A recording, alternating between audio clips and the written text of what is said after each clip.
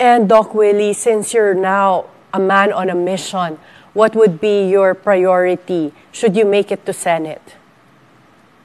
Anyway, as a senator, I can focus on healthcare. I can do other things. I ran for vice president, so I know all the other issues.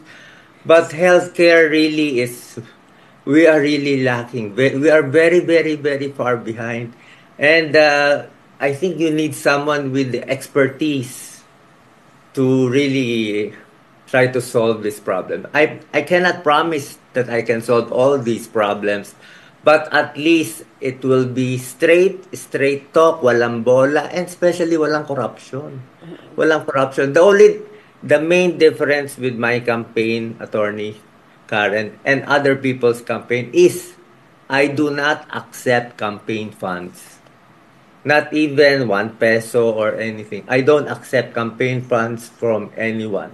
So that distinguishes my campaign from others. I believe this is the source of corruption.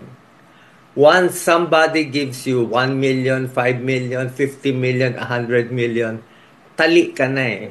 That person holds you already. Whether he is a businessman, a mining, or whatever businesses he has, you will compromise. So if I can win without campaign funds, I can really decide which is best, what is the best for our people, and I would not owe anyone anything.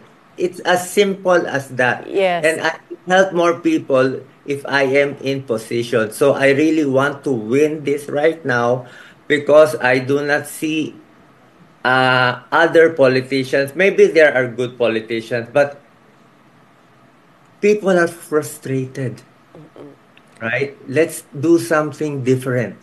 And They Doc say, Willie, what will you do? Try it. Try me. It okay. will be very different. And Doc Willie, PhilHealth is one of the agencies that has been ridden with a lot of controversies. Yeah. If you become senator, how do you intend to reform or improve PhilHealth?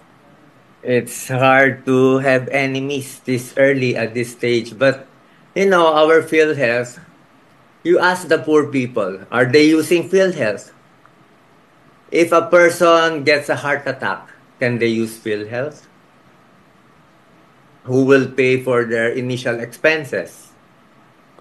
PhilHealth is only useful if you are hospitalized.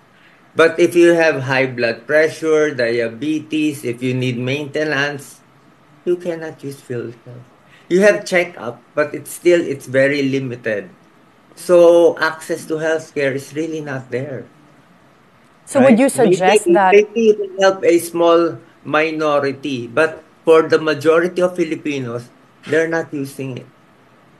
so would you suggest that we do away with PhilHealth because it No, is an no. We need automatic more funds for deduction from PhilHealth. We salaries? need more benefits for PhilHealth, of course. But we will use it wisely, like say, 25 million Filipinos have high blood pressure. Okay? 10 million Filipinos are diabetic. So if we focus on these diseases, the medicines are cheap, we can prevent them from getting a heart attack. Right now, how many people with high blood pressure and diabetes have maintenance medicines? They can't buy their maintenance medicine. They just use some herbal concoction for themselves. That's why they get admitted. That's why our life expectancy in the Philippines is only 70 years old. While in other countries, their life expectancy is how long? 80, 88, 89? So would you then Singapore, legislate lahat subsidized preventive medicines or something that would be easier for people to access for the rampant conditions for Filipinos? Again, Attorney Karen. Would you legislate subsidized maintenance medicines for Filipinos? Or what would be something that, would you say, is a very significant healthcare legislation that you can introduce? I have to think about it because they can also do this at the local level. If the mayor is, if he's really hands-on on health, he can really implement this in the local level, which I think is faster.